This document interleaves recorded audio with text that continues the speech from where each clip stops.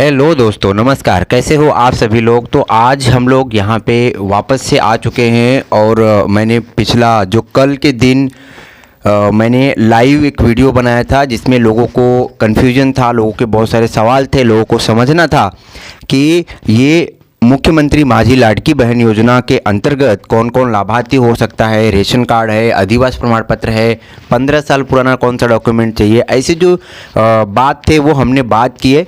आप जा कर के डिस्क्रिप्शन में लिंक है वो देख सकते हैं या फिर वीडियो है चैनल पे आप देख सकते हैं।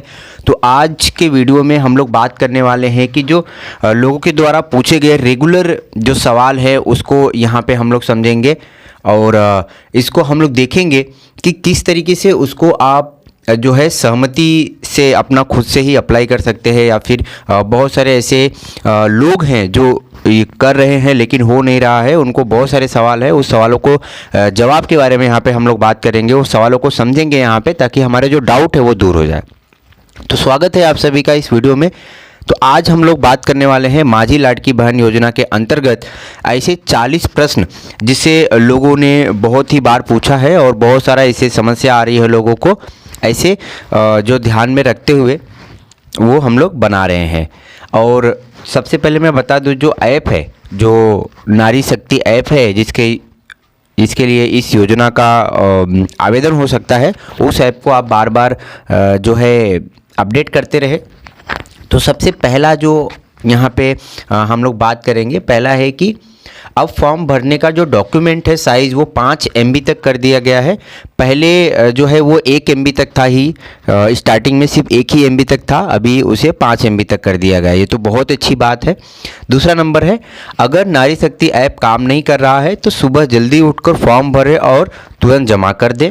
लाखों लोग फॉर्म भर रहे हैं इसलिए जो है समस्या आ रही है। तो आप समझ सकते हैं कि जैसे जो पिछला भी अगर हम रिकॉर्ड उठा के देखें, ई श्रम कार्ड हो गया या फिर आयुष्मान कार्ड हो गया, जब शुरू में ये योजना निकली थी तो बहुत सारे लोग इस योजना में लाभ लेना चाहते थे, इस योजना से जुड़ना चाहते थे, जिसकी वजह से इसके जो सर्वर था, जो साइट था, वो चलता नहीं था, सही तरीके से काम नहीं करता था। तो बहुत सारे जो लाभार्थी थे वो परेशान हो जाते थे। ठीक उसी तरीके से जो है थोड़ी दिन बाद वो पोर्टल सही तरीके से काम करने लगा, उसमें सुधार होने लगे और फिर उसके लाभार्थी धीरे धीरे कम होने लगे। लोगों ने काफ़ी फ़ायदा उठाया और फिर वो सही तरीके से काम करने लगा। आज के डेट में एकदम जो है 1 मिनट 2 मिनट के अंदर काम हो जाता है।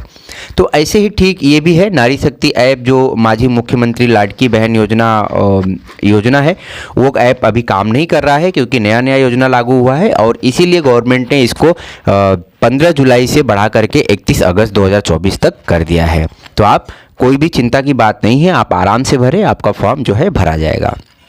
अगर कुछ लोग, तीसरा नंबर है, अगर कुछ लोग पहले से ही फॉर्म भर चुके हैं उन्हें दोबारा फॉर्म भरने की ज़रूरत नहीं है। ऐसे बहुत सारे लोग पूछ रहे थे कि हमने फॉर्म पहले ही भर दिया था तो अभी जो नया अपडेट आई है तो फिर से फॉर्म भरने की ज़रूरत है। तो उनके लिए ये है, नहीं, फॉर्म भरने की ज़रूरत नहीं है। चौथा नंबर है, फॉर्म भरते समय दिया गया नया अंडरटेकिंग अब यहाँ से अपलोड हो सकता है। जो भी डॉक्यूमेंट है वो यहाँ से सारी चीज़ें अपलोड हो सकती है। पांचवा नंबर है, अगर आप रेशन कार्ड अपलोड कर रहे हैं तो पहले पेज और आखिरी पेज दोनों का फ़ोटो एक साथ में अपलोड करना होगा। बहुत सारे लोग पूछ रहे थे कि जब हम लोग फ़ोटो अपलोड कर रहे हैं या फ़ोटो खींच रहे हैं तो उसमें एक ही फ़ोटो आ रही है, पहले पेज का या फिर लास्ट पेज का, क्योंकि जब हम फ़ोटो खींचते हैं तो एक ही पेज आती है। नहीं, तो अपलोड करते समय कभी भी ध्यान देना है कि दोनों फ़ोटो एक साथ में अपलोड होना चाहिए। आप उसे PDF बना ले, उसके बाद स्क्रीनशॉट ले ले या फिर ऐसे बहुत सारे जो वेबसाइट है जो मर्ज करके देती है, आप वहाँ पे भी यूज कर सकते हैं। उसके बाद छठा नंबर है कि आवेदक के पते का स्थान जो है वो ऐसा होना चाहिए कि जहाँ पे भी महिला रहती है वहाँ का वर्तमान पता उसमें डालना है। फिर सातवां नंबर है, जन्म स्थान का विकल्प हटा दिया गया है। अब आपको आधार कार्ड केवल पिन कोड के दर्ज करना होगा, यानी कि आधार कार्ड का एड्रेस वहाँ का होना चाहिए जहाँ पे भी महिला प्रेजेंट टाइम में रह रही है।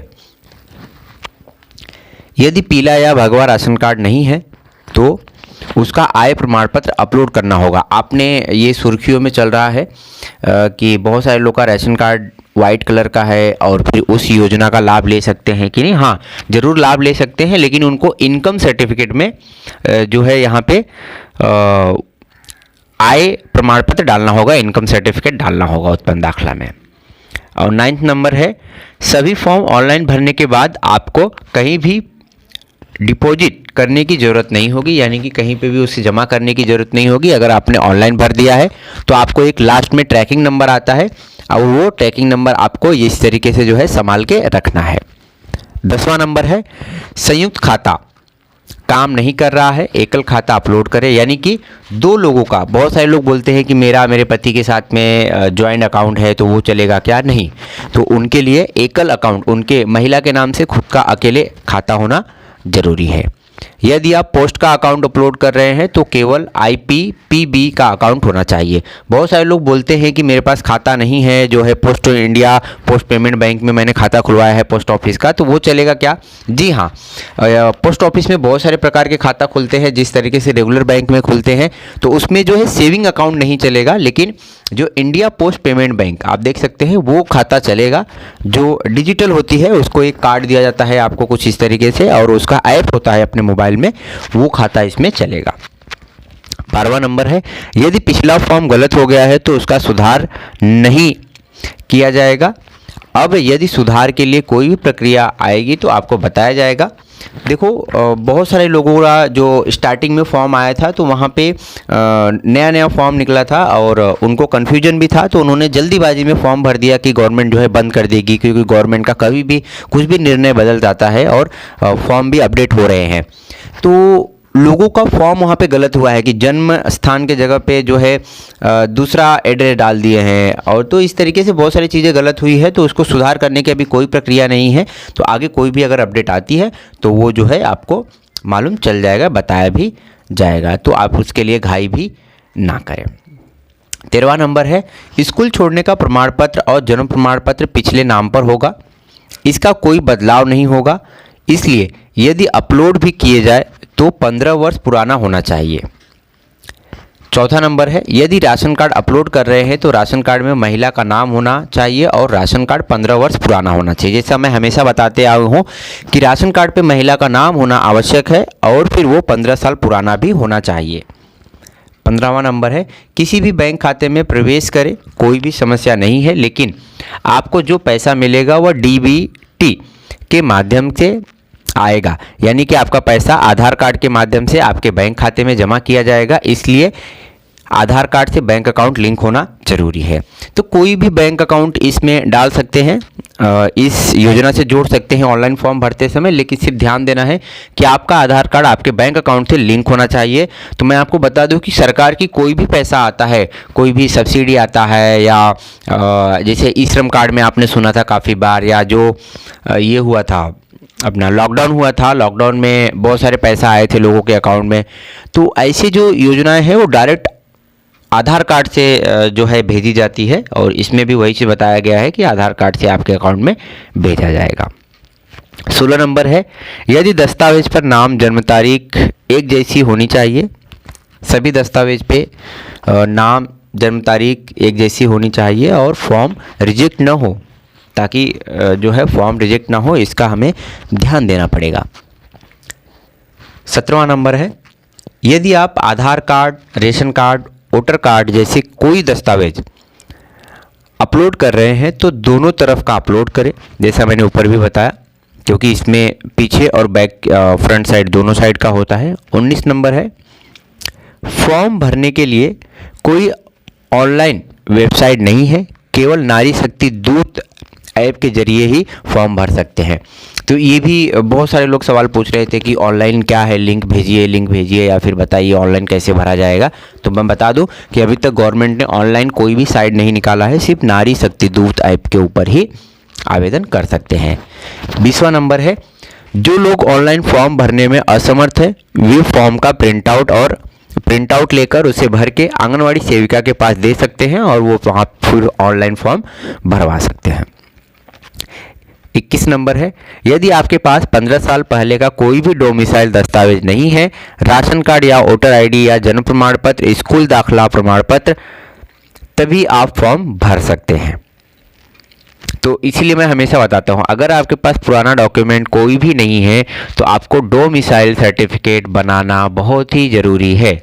अगर आप डोमिसाइल सर्टिफिकेट बना लेते हैं तो उसके बहुत सारे फ़ायदे भी आपको मिलते हैं। 22 नंबर है, यहाँ पे देख सकते हैं, फॉर्म भरने के बाद कोई रसीद नहीं है। आप अपना मोबाइल नंबर डालकर लॉगिन करके अपना स्टेटस चेक कर सकते हैं। आपको जो ट्रैकिंग नंबर बाद में मिलता है, आप जो भी मोबाइल नंबर डालेंगे उसी मोबाइल नंबर पे आपको वो जो है ट्रैक हो सकता है।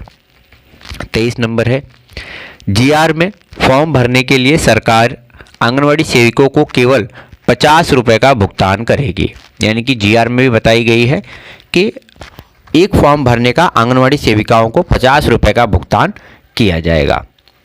24 नंबर है, अगर फॉर्म में कोई गलती हो या चूक भरना बाकी हो तो अब फॉर्म सही होने के बाद इसमें कुछ भी बदलाव नहीं किया जाएगा। यानी कि फॉर्म एक बार सबमिट होने के बाद कोई भी फॉर्म जो है बदलाव नहीं किया जाएगा, जैसा हमने ऊपर बात किया।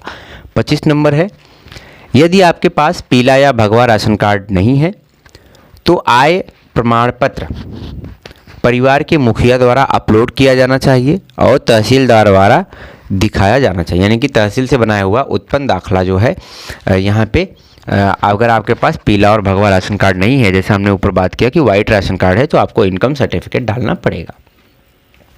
6ठा नंबर है, बैंक पासबुक अपलोड नहीं किया गया है क्योंकि पैसा आधार कार्ड के माध्यम से आएगा, इसलिए इसे ऐप का अपलोड करना अनिवार्य है।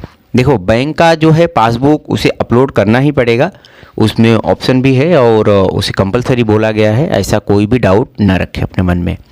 27 नंबर है, जन्म स्थान का विकल्प हटा दिया गया है। अब केवल आधार कार्ड पर पिन कोड के साथ पूरा पता दर्ज करना होगा। यानी कि अभी कुछ दिन पहले जब मैं परसों फॉर्म भर रहा था तो वहाँ पे जन्म स्थान पूछा जा रहा था, तो अभी जन्म स्थान का एड्रेस हटा के वहाँ पे सिर्फ पता पूछा जा रहा है, जो आधार कार्ड में करंट एड्रेस है उसे वहाँ पे डाल देना है। 28 नंबर है, फ़ोटो खींचने के बाद दाईं ओर रेड क्रॉस आ रहा है तो यह खींची गई फ़ोटो को कट करने के लिए है। जैसे कि फ़ोटो जब आप किसी ने भी अगर अप्लाई किया होगा या फिर जब आप अप्लाई करेंगे तो फ़ोटो खींचेंगे, उसके जो है राइट हैंड साइड पे ऊपर साइड एक क्रॉस का ऑप्शन आता है कि आप फ़ोटो को कट कर सकते हैं और फिर नई फ़ोटो दोबारा से खींच सकते हैं।